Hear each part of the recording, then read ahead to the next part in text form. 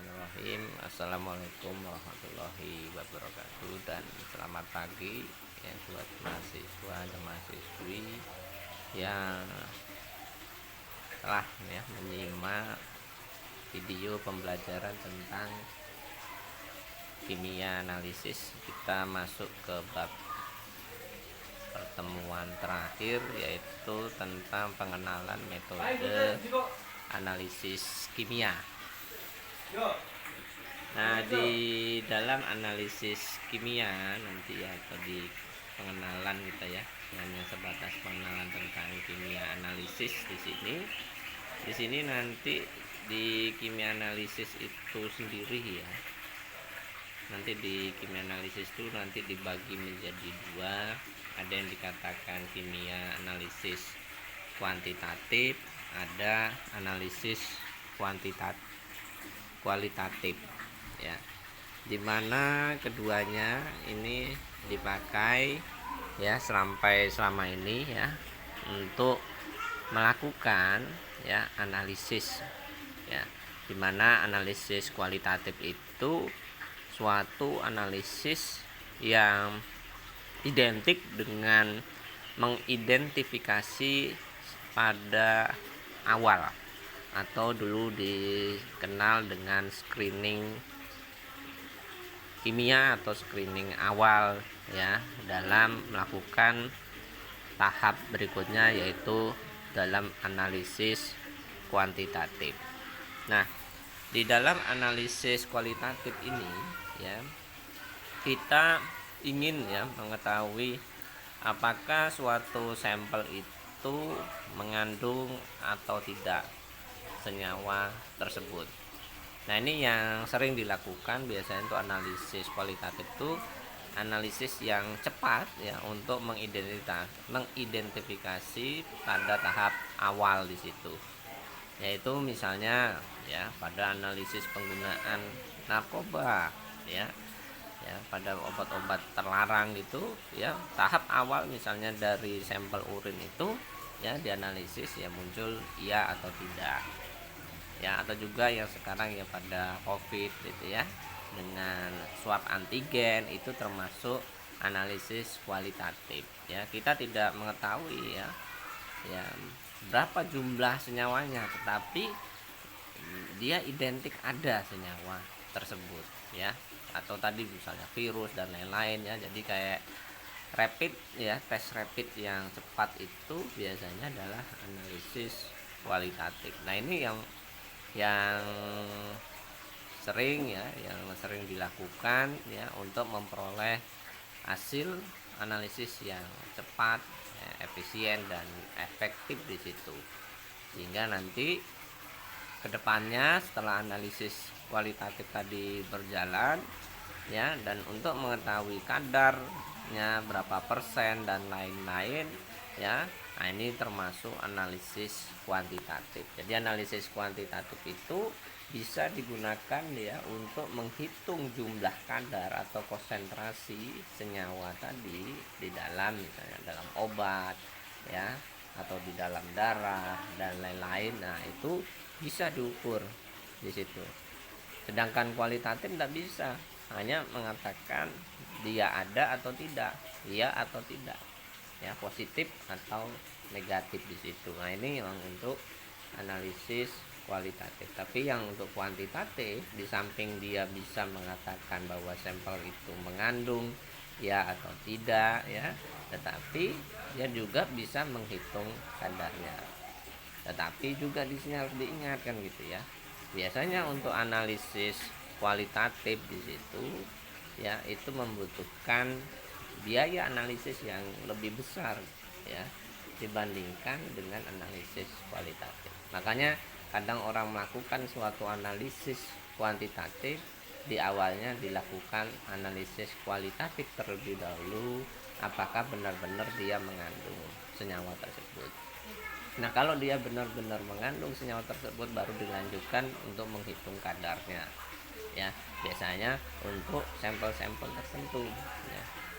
Nah, kalau tidak dilakukan tadi analisis kualitatif di awal tadi, ya. Takutnya sampelnya tadi di awal ternyata tidak mengandung, terus dianalisis, ya, akhirnya kenapa, terjadinya apa, ya, dianalisis kuantitatif nggak ada, jadi percuma saja, ya. Jadi untuk biaya segi waktu dan lain-lain itu mempengaruhi. Jadi kalau kita menganalisis itu, ya, suatu sampel dan lain-lain, kita harus memperhatikan, ya, biaya yang kita gunakan, karena suatu analisis itu pasti biayanya akan lebih mahal, ya, terutama pada analisis kuantitatif seperti itu. Nah, ini adalah, ya, bagian dari konsep, ya, suatu analisis, ya, suatu analisis bagiannya seperti ini nih, ya. Jadi kita bisa lihat, ya, senyawa kimia itu bisa dilakukan dengan analisis kuanti dan analisis kualitatif. Nah, di sini yang analisis kualitatif itu biasanya, ya, kita menganalisis suatu senyawa kation, ya, suatu senyawa anion, ya, baik kation itu logam, ya, atau semi logam, ya, atau anion di situ, ya, non logam, ya, atau juga adalah senyawa-senyawa obat, ya, atau juga bahan obat, ya, yang untuk mengidentifikasi di tahap awal. Nah, biasanya untuk analisis kuantitatif di sini, kualitatif di sini, biasanya dengan reaksi mereaksikan, ya, jadi reaksi-reaksi dengan mereaksikan suatu sampel dengan reaksi tertentu biasanya. Nah, ini bisa dilakukan, ya, untuk reaksi ujinya, ya, biasanya lakukan uji tabung, ya, terus uji penegasan di situ, atau juga uji pengendapan, ya. Jadi nanti uji tabung ditambahkan reaksi, dia mengendap dan sebagainya. Nah, ini biasanya uji kualitatif, atau juga uji kelarutan, ya, kelarutan dari sampel tadi, atau juga uji pemijaran, ya, dengan panas yang diberikan pada senyawa tadi, dia akan terbakar dan membuat warna nyala, ya. Nah, ini biasanya pada senyawa-senyawa kation di situ. Nah, kita bisa lihat di situ, ya, perbedaan-perbedaan mana saja yang mengarah, ya, ke arah senyawa tersebut. Nah, ini biasanya kita lakukan pada analisis kation maupun pada analisis anion di situ. Nanti ada analisis pendahuluan, adalah analisis penjurusan, dan analisis penguatan di situ untuk sampel tersebut. Nah, ini analisis kualitatif, ya. Dia hanya berdasarkan reaksi dan endapan yang terbentuk di situ, ya. Nah, berikutnya adalah analisis kuantitatif, ya. Jadi kalau kita lihat analisis kuantitatif di sini, harusnya di sini ada tambahan lagi, ya, yang ketiga. Jadi dia dibagi dengan 3 metode, yaitu metode gravimetri, terus volumetri, dan instrumentasi. Nah, instrumen ini adalah yang terbaru, ya. Jadi pengembangan dari kedua metode tadi, ya, baik metode volumetri, ya, maupun gravimetri. Tetapi kalau kita lihat yang pertama misalnya adalah pada metode gravimetri, ya, ini adalah metode yang paling lama digunakan, ya, dari perkembangan ilmu kimia analisis. Nah, kita bisa lihat pada volume gravimetri di situ, mekanisme dari volume gravimetri itu berdasarkan kekonstanan atau penimbangan dari bobot pada sampelnya, ya. Jadi di situ ada pengendapan, ya, terus pengkonstanan dari beratnya, ya, sehingga bisa kita tentukan kadarnya di situ, ya. Nah, ini nanti kalau kita belajar tentang kimia analisis, nanti kita akan masuk lebih dalam membahas tentang gravimetri di sini, ya. Dia berdasarkan konsep teori pengendapan yang ada, ya. Dan ini adalah ya metode analisis yang kalau kita lihat ya dia mempunyai kekurangan dan kelebihan di situ ya. Kekurangannya apa? Yaitu waktu yang lama karena dia menggunakan bobot penimbangan dan pengendapan di situ, menggunakan panas dan lain-lain di situ ya, sehingga membutuhkan waktu ya bisa seminggu untuk mendapatkan hasil analisisnya.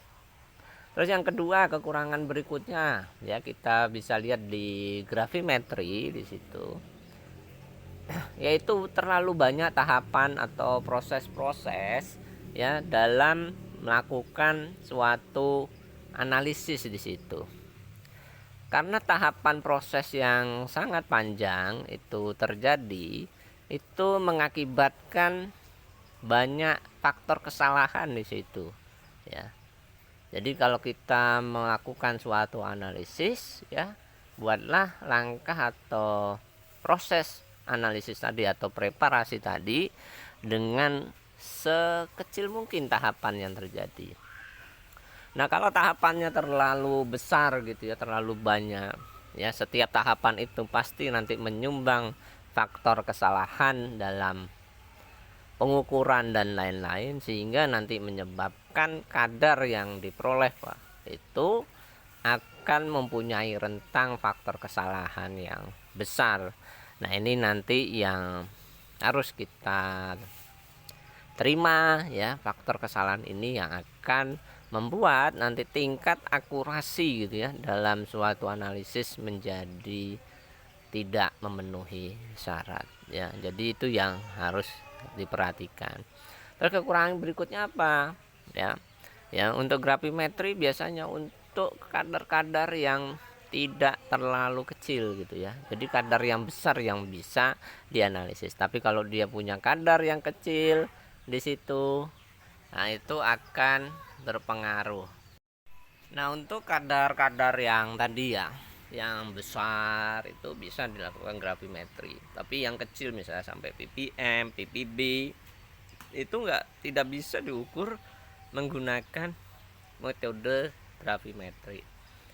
Tapi sampai sekarang juga ya masih ada ya pengukuran yang masih bisa menggunakan metode grafimetri ya, sampai sekarang masih ya belum tergantikan ya saya.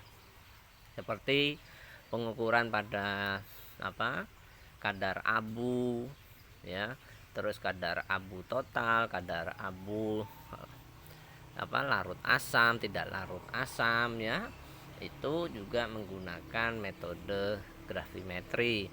Atau juga pada penetapan ya kandungan alkaloid total, di situ menggunakan metode grafimetri. Atau juga pada penetapan ya logam-logam berat ya, terutama pada preparasi ya, pada penggunaan cara destruksi kering itu juga menggunakan grafimetri. Jadi ya kita bisa lihat di situ banyak sekali ya metode grafimetri yang masih bisa digunakan gitu ya. Nah, itu untuk grafimetri ya. Jadi sini saya akan cuma menerangkan saja ya penjelasan tentang metode kimia analisis seperti apa toh ya. Yang kedua tentang volumetri ya. Volumetri itu dikenal juga kalau dulu Anda di SMA mungkin ya dengan kata titrasi gitu ya. Ya, titrasi ya. Volumetri dan titrasi atau juga titrimetri ya. Nah, volumetri di sini dari bahasanya saja sudah kita lihat ya, volumetri ya. Jadi pengukurannya berdasarkan volume ya, trinya itu adalah metode ya. Spektrofotometri itu metode, grafimetri ya metode ya, volumetri juga metrinya adalah metode di situ. Nah, volumetri di sini ini berdasarkan pengukuran volume pada suatu alat ya, instrumennya yaitu buret ya.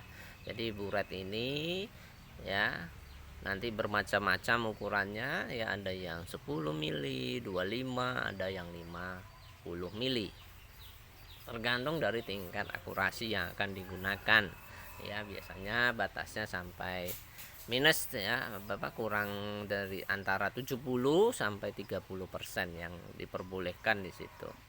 Nah, untuk analisis volumetri di sini dia mempunyai prinsip berdasarkan reaksi kimia yang terjadi antara sampel ya dengan larutan baku di situ. Ya, jadi di sini dia mempunyai larutan baku, ada dikatakan baku sekunder, ada juga dikatakan baku primer ya di situ.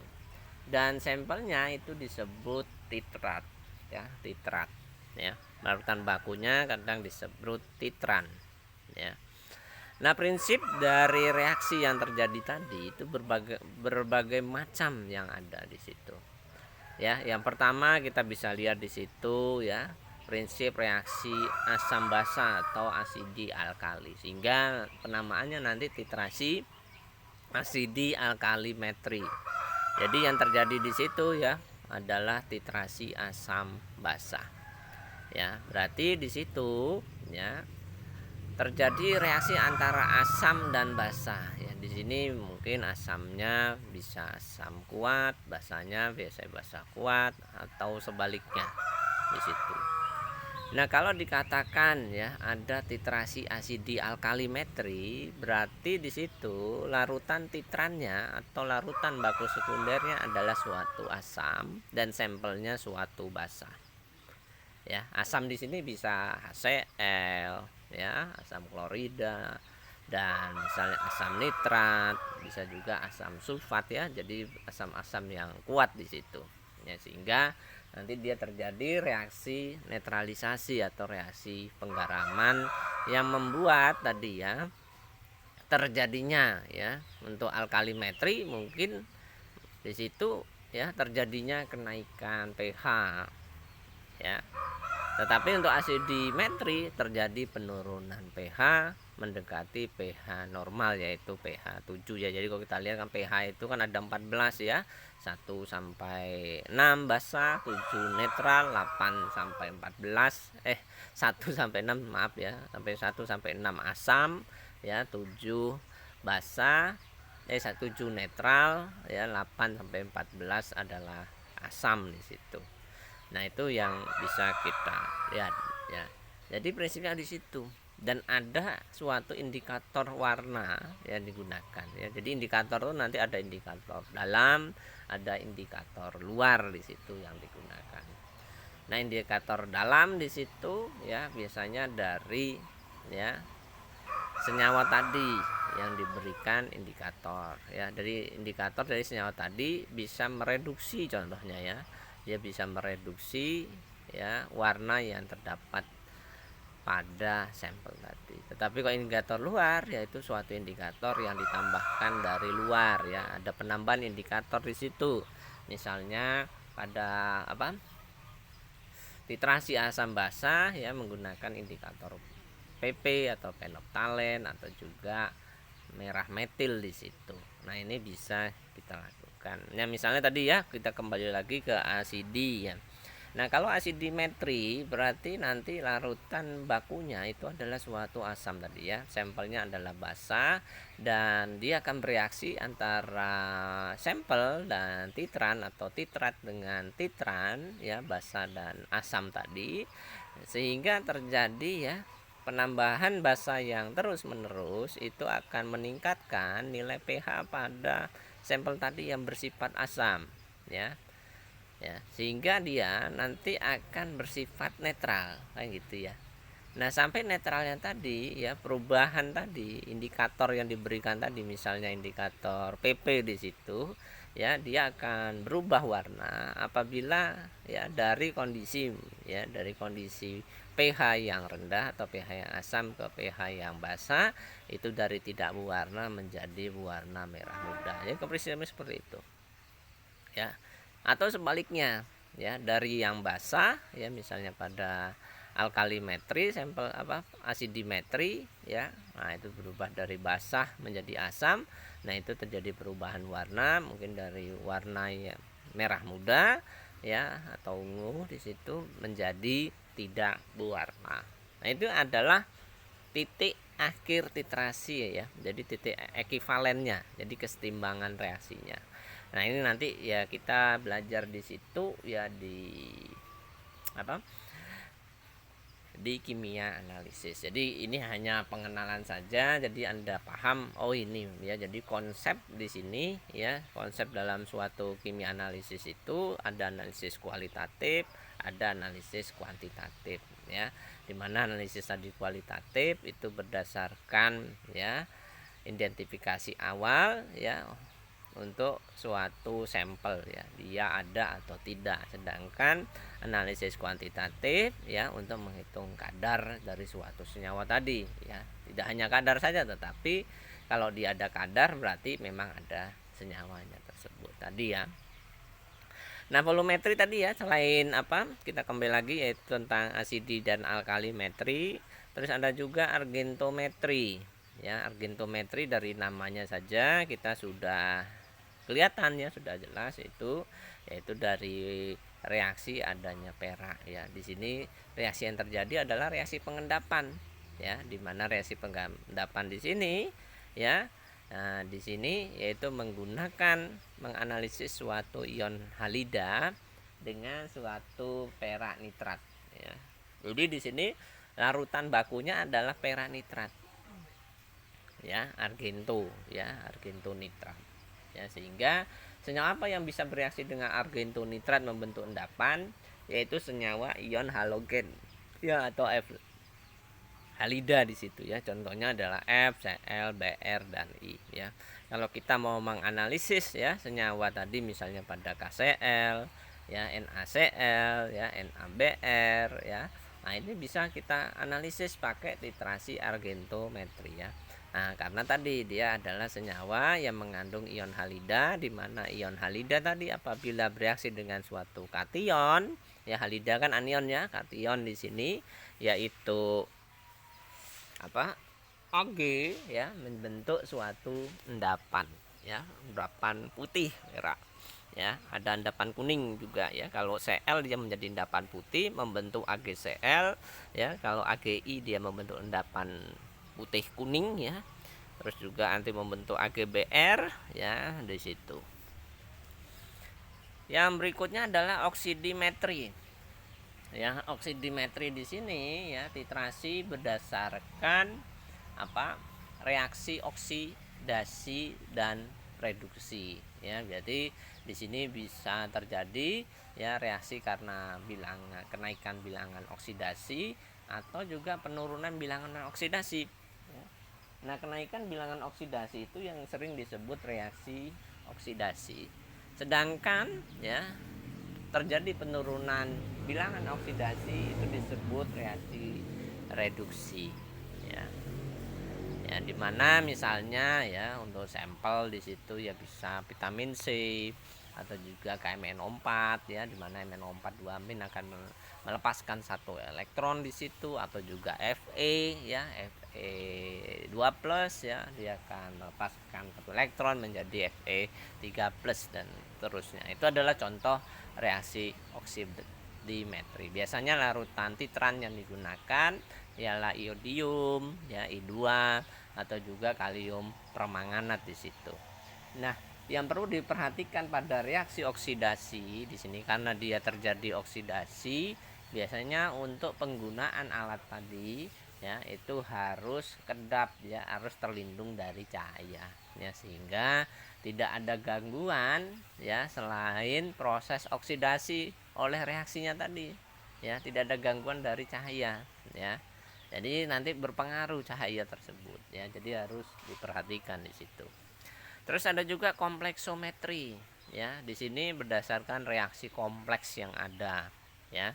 Jadi antara senyawa ya, logam di sini bereaksi kompleks dengan reaksi, biasanya di sini menggunakan larutan baku yaitu dinatrium edetat ya, dimana dinatrium edetat dengan suatu logam dia akan membentuk suatu senyawa kompleks ya. Nanti senyawa kompleks ini nanti bisa dalam bentuk perubahan warna yang terjadi atau juga terjadi perubahan dari endapan ya. Terus ada juga nitrimetri ya. Nitrimetri itu berdasarkan reaksi diazotasi ya, mana yang bereaksi itu adalah asam nitrit ya, bukan asam nitrat ya. Jadi asam nitrit itu ya tidak ada dalam bentuk bebas ya. Jadi di sini larutan bakunya dia menggunakan natrium nitrit ya, suatu garam antara natrium dan asam nitrit ya. Nah, nanti akan melepaskan ya, natrium nitrit itu ya akan melepaskan HONO ya, atau asam nitrit dalam bentuk gas. Nah, asam nitrit yang dalam bentuk gas tadi itu akan bereaksi ya dengan suatu senyawa yang mempunyai gugus amin ya, gugus amina baik primer tersier di situ ya. Dia akan membentuk suatu garam diazonium ya. Nah, garam diazonium ini nanti yang dapat ya bereaksi ya, membentuk suatu garam ya. Nanti dia dapat dianalisis dengan indikator. Jadi semuanya di sini ya ini menggunakan indikator ya. Indikator di sini tadi untuk melihat perubahan yang terjadi ya.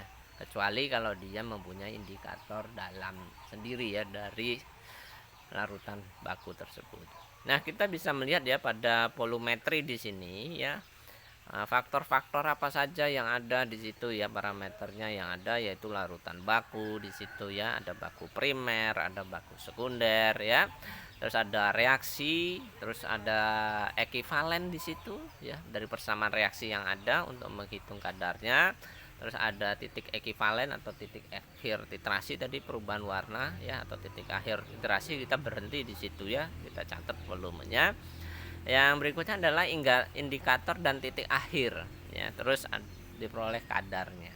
Itu adalah untuk volumemetri ya. Nah, sedangkan yang untuk instrumen di situ saya belum cantumkan di situ ya. Untuk instrumen nasi itu berupa metode yang berdasarkan kombinasi dengan alat ya. Jadi alat di situ. Biasanya prinsip-prinsipnya digunakan berbagai macam prinsip ya. Ada yang menggunakan prinsip pemisahan di situ ya, seperti kromatografi. Ya, kita bisa lihat di situ biasanya ada metode spektrofotometri UV vis ya.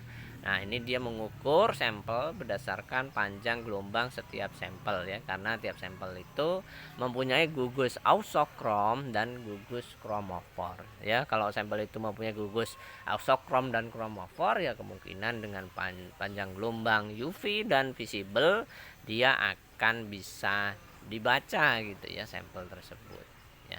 Nah, tergantung ya, kalau yang UV ya, atau dikatakan tidak tampak dan visible sinar yang tampak, itu panjang gelombang untuk UV-nya adalah 200 sampai 400 nanometer, sedangkan yang untuk visible itu 400 sampai 800 nanometer. Nah, visible ini sering juga untuk pada penerapan dengan metode kolorimetri ya, dengan perubahan warna. Jadi kalau warna cairan yang dilihat di situ akan memberikan ya absorbansi yang tinggi atau penyerapan cahaya yang besar di situ. Nah, itu sekilas untuk spektro UV vis. Yang kedua adalah dengan metode kromatografi. Nah, ini yang sering banyak digunakan ya untuk suatu analisis sampel. Nah, aplikasinya dalam analisis di sini ya, dalam bentuk alatnya banyak sekali ya. Seperti ya kromatografi lapis tipis ya, atau KLT, yang dikombinasikan dengan suatu instrumen yang menjadi suatu densitometri ya, atau TLC scanner di situ. Yang kedua yaitu pada HPLC atau KCKT ya, high performa liquid chromatography atau kromatografi cair kinerja tinggi di situ. Nah, ini prinsipnya sama dengan kromatografi ya, dia menggunakan instrumen, detektornya, analisisnya UV vis dan lain-lain. Yang ketiga adalah kromatografi gas ya, itu ya untuk sampel-sampel yang biasanya tidak tahan pemanasan atau termolabil atau yang volatil yang mudah menguap, itu dianalisis. Terus juga ada elektroforesis, ada spektroserapan atom dan lain-lain. Itu banyak sekali ya instrumen sekarang yang digunakan untuk analisis. Nah, dalam melakukan analisis ya pasti kita mengenal prosedur ya dalam analisis tersebut Nah, di sini kita bisa lihat ya prosedur pada analisis ya atau prosesnya atau juga preparasi yang dilakukan. Yang pertama melakukan penyiapan sampel ya sampai evaluasi hasil pengukuran. Ya, berupa pertama yang kita harus tahu adalah masalahnya apa dulu yang kita cari ya. Misalnya kadarnya. Yang kedua, teknik metode yang kita gunakan, metode analisisnya. Ya, apakah tadi pakai gravimetri, volumetri dan lain-lain. Ya, terus pengambilan sampelnya bagaimana? Ya. Apakah ditimbang, apakah dipipet dan lain-lain. Ya, terus pekondisian sampel. Ya, sampelnya diapakan? Terus baru diukur sampelnya tadi, baru data diperoleh kita hitung. Nah, ini adalah prosedur analisis secara umum ya. Definisi masalah ini ya tadi saya di awal tadi, yaitu informasi dari sampel tadi, waktu analisis, biaya yang diperlukan untuk analisis, bahan dan alat ada atau tidak, pelarut ya ada atau tidak. Terus metode yang digunakan ya, kita memilih ya, di sini dia harus selektif ya, presisi, sensitif, akurat ya, terus udah tervalidasi. Kalau belum ya kita lakukan validasi meliputi presisi, akurasi ya, terus limit limit out deteksi, limit kuantitatif deteksi itu kita lakukan ya. Terus mudah dilakukan ya. Nah, mudah dilakukan itu tahapannya sedikit, nah itu pasti biasanya mudah dilakukan, tetapi biasanya alat yang digunakan akan lebih mahal di situ ya. Jadi di sini ya tahapan tidak terlalu panjang. Nah, pengambilan sampel harus mewakili dari keseluruhan sampel ya. Ya, jadi diambil sampelnya itu mungkin pada bagian bawah, tengah, terus atas gitu ya. Jadi sampel ya. Jadi mewakili ya di situ. Jadi tidak ada sampel yang tidak mewakili dari keseluruhan sampel. Jadi sampel itu kan nanti sampel itu kan isi dari populasi ya. Jadi populasi itu, dalam populasi kita mengambil sampel yang akan kita gunakan ya. Terus pengambilan sampel titik krusial ya. Karena kalau kita salah dalam pengambilan sampel itu nanti mempengaruhi pada analisis suatu kadar ya. Misalnya kadang orang itu kan mengambil sampel itu hanya bagian-bagian tertentu, tidak keterwakilan dari keseluruhannya ya. Jadi kalau misalnya dalam suatu analisis ya, sampel misalnya dalam suatu obat gitu ya, biasanya kita menganu sampel itu langsung digerus semua. Jadi misalnya timbang ambil 10 tablet ya, 10 tablet itu digerus ya, terus baru ditimbang ya sampel tadi. Nah, ini maksudnya apa 10, jadi nggak satu itu ya. Ini untuk mewakilkan keseluruhan sampel tadi ya. Takutnya tadi sampel ada itu tidak homogen di situ ya. Nah, itu ya, kalau kita ambil 10 ya, mungkin sampel itu menjadi homogen ya, dan akan kelihatan nanti pada pengukuran sampelnya. Terus pengambilan sampel termasuk penimbangan, pemipetan sampel itu harus diperhatikan ya. Kalau kita salah ya dalam menimbang ya, apakah dia ditimbang secara seksama atau tidak gitu ya, atau juga diukur dengan seksama atau tidak ya, itu harus diperhatikan ya. Untuk kuantitatif biasanya itu harus ditimbang dengan seksama dengan atau juga dengan ukur seksama ya, dengan batas ya kesalahannya itu sekitar 0,1% ya. Jadi harus diperhatikan di situ ya. Kalau menimbangnya salah, memipetnya salah, otomatis nanti dalam pengukuran kadar sampel tadi akan menjadi salah gitu ya. Nah, ini adalah krusial. Udah capek-capek Anda analisis, ternyata di awal salah nimbang kan gitu ya. Harusnya nimbang 100 mg, Anda timbang 1000 mg kan akhirnya berbeda kadarnya ya. Anda tulis 100, ternyata salah nimbang tuh ya. Nah, ini yang berbahaya. Terus pengkondisian sampel ya. Ya, sampel itu dikondisikan setelah ditimbang ya, misalnya dengan pengubahan senyawanya tadi yang terjadi derivatisasi, pembuatan senyawa kompleks ya, atau dengan cara pemisahan tadi ya, dengan kromatografi lapis tipis ya, atau juga dengan partisi, atau juga dengan cara destruksi, misalnya pada pengukuran kadar logam berat ya, baik destruksi basah maupun destruksi kering ya. Ini harus dikondisikan ya pada sampel tadi. Nah, pengkondisiannya ini harus jelas gitu ya. Harus jelas di mana nih ya. Harus jelasnya gimana? Yaitu preparasinya harus kita benarkan, ya. Tidak ada kesalahan yang terjadi atau penghilangan sampel tadi, sehingga nanti mempengaruhi dari bobot sampel tadi, ya. Nah, jadi benar-benar sempurna ya yang kita lakukan pada pengkondisian tadi. Misalnya kita mereaksikan derivatisasi dari suatu senyawa, atau mengkomplekskan suatu senyawa, atau juga memisahkan suatu senyawa sampai ke destruksi. Terus pengukuran analit, ya. Nah, ini tadi ya, pengukuran analit ada identifikasi kuantitatif dan kualitatif, ya, atau juga kedua-duanya ya dilakukan, ya. Terus sifat pengukur spesifik, dan dia harus selektif juga ya. Pelakuan sampel tadi ya, prosesnya yang panjang ya disederhanakan ya, sehingga akan lebih mudah. Nah, ini ya perhitungan dan implementasi data analisis ya, kita bisa melihat di situ ya, identitas obat harus benar, kandungan obat harus benar ya, terus zat aktifnya apa saja, zat pengontrol, konsentrasi jadinya berapa, dan lain-lain.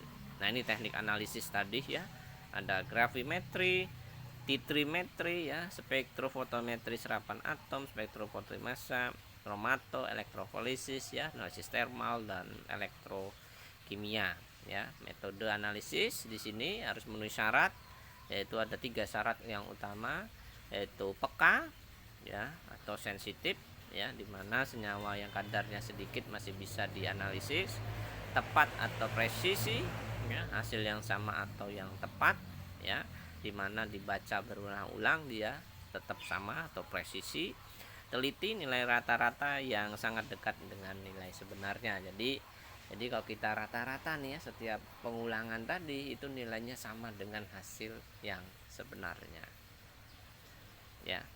Nah, itu ya yang bisa saya sampaikan tentang pengantar dari kimia analisis ya, sehingga nanti Anda mudah ya memahami secara umum saja ya tentang kimia analisis. Jadi ini adalah kalau saya terangkan tadi keseluruhan tadi satu per detail ya, gravimetri, nanti masuk ke titrasi, misalnya asidi, alkali, nanti Anda sudah belajar ke kimia analisis ya, itu sudah masuk ke ranah kimia analisis. Tetapi ini hanya pengantar saja ya, sehingga secara umum nanti anda ini dapat memahami tadi ya apa yang saya terangkan ya.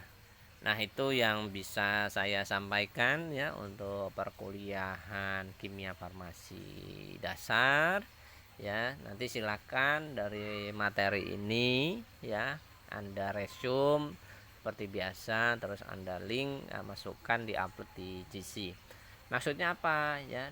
Ya, kalau saya biasanya hanya memberikan video saja, mungkin nanti tidak Anda dengar ya, tidak Anda baca gitu ya, sehingga Anda lewat saja, nanti Anda tidak paham di situ. Makanya setiap saya mengupload video, saya ingin Anda itu meresum ya semua materi yang saya terangkan tadi. Dengan meresum tadi, Anda mendengar dan Anda menulis ya, sehingga ya minimal dengan Anda mendengar dan menulis tadi itu masuk ya materi tadi ke dalam pikiran Anda, sehingga nanti Anda bisa paham itu ya. Jadinya tadi nggak paham itu ya, karena Anda nggak mau melihat ya videonya, malas ya gitu ya, sehingga Anda nggak paham itu. Tetapi kalau Anda melihat dan mendengar dan menulis video tadi ya, insya Allah ya Anda akan paham, dan itu adalah nilai yang plus di situ ya, di samping nanti Anda mempersiapkan ujian di situ.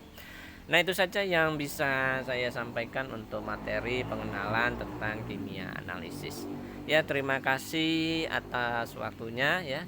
Kita akhiri saja perkuliahan kali ini ya. Wabillahi taufik walhidayah. Wassalamualaikum warahmatullahi wabarakatuh.